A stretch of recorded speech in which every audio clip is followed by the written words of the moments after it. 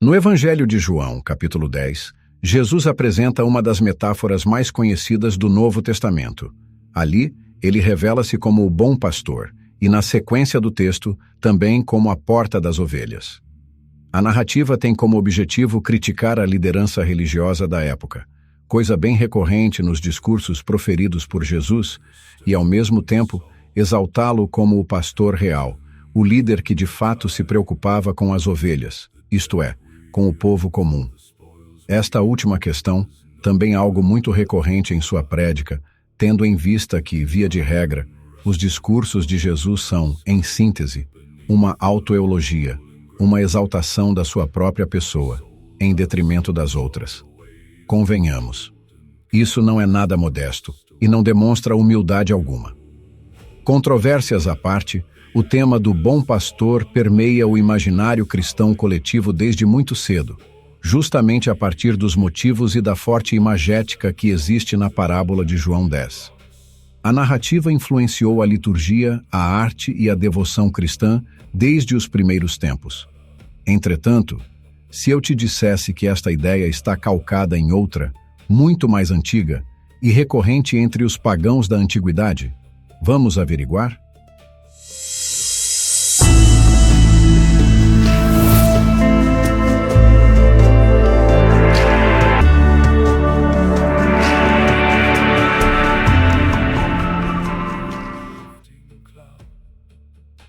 Hoje, então, vamos tratar de um tema muito querido e acalentado por todo o mundo cristão. Uma imagem forte que representaria cuidado, proteção e interesse. Na parábola que encontramos em João 10, há uma divisão bem visível de temas, os quais seriam: 1. Jesus identifica-se como o pastor legítimo e também como a porta das ovelhas. Versículos 1 a 10. Ele declara que quem não entra pela porta do aprisco, mas pula o muro, é ladrão e assaltante. O pastor verdadeiro entra pela porta e o porteiro abre para ele. 2. A voz do pastor. Segundo o texto, o pastor chama as ovelhas pelo nome, e elas o seguem porque reconhecem a sua voz, fugindo de estranhos. 3. Jesus é a porta. Como aparentemente os ouvintes não entenderam a parábola, Jesus explica explicitamente que ele é a porta. Quem entrar por ele seria salvo, encontraria pastagem e terá segurança. 4. A missão. Jesus contrasta o ladrão, que vem para roubar, matar e destruir, com a sua própria missão, a qual seria, segundo ele mesmo, trazer vida em abundância. 5. O bom pastor dá sua vida pelas ovelhas, versículos 11 a 21. É nesta porção do texto que Jesus diz: Eu sou o bom pastor. Ele explica que o pastor verdadeiro dá a vida pelas ovelhas, enquanto o trabalhador assalariado, ou o mercenário, foge quando vê o lobo chegar, porque não se importa genuinamente com o rebanho. 6. Conhecimento mútuo. Jesus declara que conhece suas ovelhas e é conhecido por elas, em uma relação íntima comparada àquela que ele, supostamente, manteria com Deus. 7. Outras ovelhas. Jesus menciona que tem ovelhas fora daquele aprisco, referindo-se aos gentios, não judeus, que também ouviriam sua voz, formando um só rebanho e um só pastor. Estes postulados defendidos por Jesus sobre si mesmo fizeram com que os cristãos imediatamente associassem esse discurso ao famoso Salmo 23, o qual passaram a chamar de Salmo do Pastor, numa nítida tentativa de associar Jesus ao próprio Deus, isso devido à já acariciada doutrina trinitária daqueles dias. Porém, na parábola, não são poucos os detalhes que chamam a atenção do leitor mais atento, e um deles é a prevalência da palavra porta, pois ela aparece 4 vezes no corpo do texto. Em João 10:1, Jesus diz que aquele que não entra pela porta não é pastor, e sim um ladrão. No verso 2, ele diz que aquele que entra pela porta é o verdadeiro pastor das ovelhas. Independente da redundância dos 2 versos, o que lemos logo a seguir? No verso 11, Jesus diz que ele é o bom pastor. Bem, se é assim, o que concluímos? Que ele teria então entrado pela porta, uma vez que, segundo ele, quem entra pela porta é o verdadeiro pastor. No entanto, há uma contradição óbvia aqui, uma vez que ele diz ser ele mesmo a porta. a porta das ovelhas. Como poderia ser ele a própria porta e, ao mesmo tempo, ser também o verdadeiro ou bom pastor que passou por ela? Não por menos, a conclusão da sua audiência judaica que ali estava, versada em lógica e razão, afirmou que ele estava fora de si, João 10:20, pois a contradição era tão óbvia que ele nem mesmo a percebeu. Tal é o que se espera de uma pessoa que não está em posse de suas plenas faculdades cognitivas. Agora, especificamente sobre o tema do bom pastor, é importante entender o contexto dessa história narrada no Novo Testamento. Jesus teria vivido em um cenário do mundo greco-romano, e até mesmo a forma do nome pelo qual o mundo o conhece é uma adaptação do grego. O Novo Testamento, todo ele, foi composto em língua grega.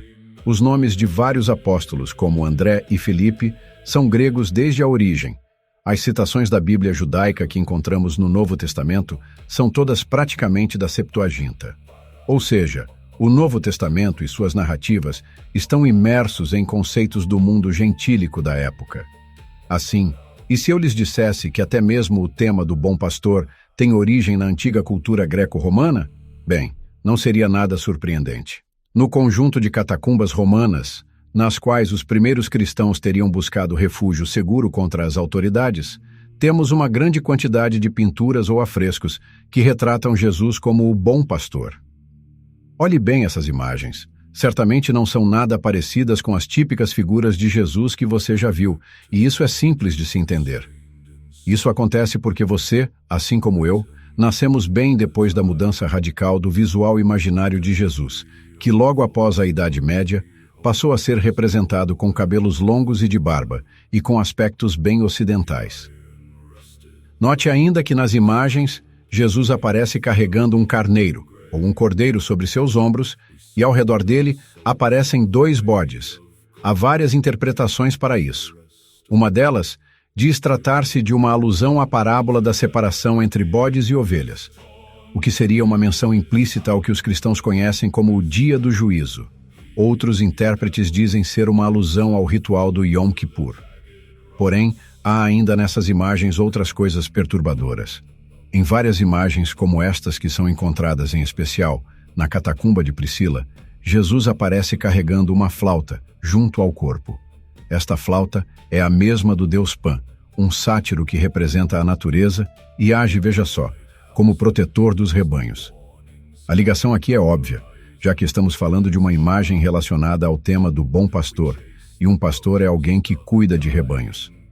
Aliás, vale a pena lembrar, na cultura greco-romana, Pan é também o deus dos pastores, e algumas vezes é representado portando um cajado, objeto comum à figura dos antigos pastores de ovelhas do mundo conhecido de então. Agora, olhe bem esta imagem. Baseado no que vimos ainda hoje aqui, você diria que deve ser também uma representação de Jesus como o bom pastor. Bem, a verdade é que não. Nesta imagem não temos Jesus representado. Na verdade, esta escultura representa um elemento mitológico muito anterior a Jesus. Trata-se de Hermes Crióforos, uma das várias personalidades assumidas pelo deus grego Hermes, sendo que o mesmo era chamado de Mercúrio, em Roma. Hermes Crióforos era representado como um pastor carregando uma ovelha em seus ombros, daí o significado do nome, carregador de ovelhas. Em algumas versões, Hermes Crióforos carrega um carneiro. Lewis R. Farnell fala sobre Hermes Crióforos e sua relação com a Arcádia, o local da Grécia onde o mito se originou.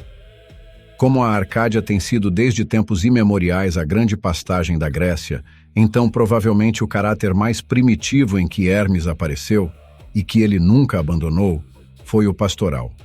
Ele é o senhor dos rebanhos, epimélios e crióforos, que os conduz às águas doces, carrega o carneiro ou o cordeiro cansado nos ombros e os auxilia com o cajado de pastor, o kerikeion. A figura de Crióforos, de um pastor carregando um cordeiro, simplesmente como uma vinheta pastoral, tornou-se uma figura comum, caracterizando os meses transitórios para a primavera, março ou abril. Esculturas romanas independentes do século IV da Era Comum e até mesmo do século III são às vezes identificadas como Cristo, o Bom Pastor, ilustrando a perícope do Evangelho de João, e também a obra literária cristã O Pastor de Hermas. Na arte bidimensional, Hermes Crióforos se transforma em Cristo carregando um cordeiro e caminhando entre suas ovelhas. Assim, encontramos filósofos segurando pergaminhos, ou um Hermes Crióforos que pode ser transformado em Cristo, dando a lei e o bom pastor, respectivamente. O bom pastor é um motivo comum nas catacumbas de Roma e em relevos de sarcófagos, onde o simbolismo cristão e pagão são frequentemente combinados, dificultando identificações seguras. O tema aparece nas pinturas murais do batistério da igreja de Dura Europos, uma igreja doméstica em Dura Europos, anterior a 256 desta era, e mais comumente em mosaicos cristãos do século VI, como no mausoléu de Gala Placídia, em Ravenna. Há também uma famosa escultura independente, que se acredita ser de cerca do ano 300 e ter sido feita por encomenda para um cristão. Hoje, ela se encontra no Museu do Vaticano. E você? O que pensa a respeito disso? Você já sabia que até o tema do bom pastor tem origem pagã entre os deuses greco-romanos? Deixe sua opinião nos comentários. Obrigado e até a próxima.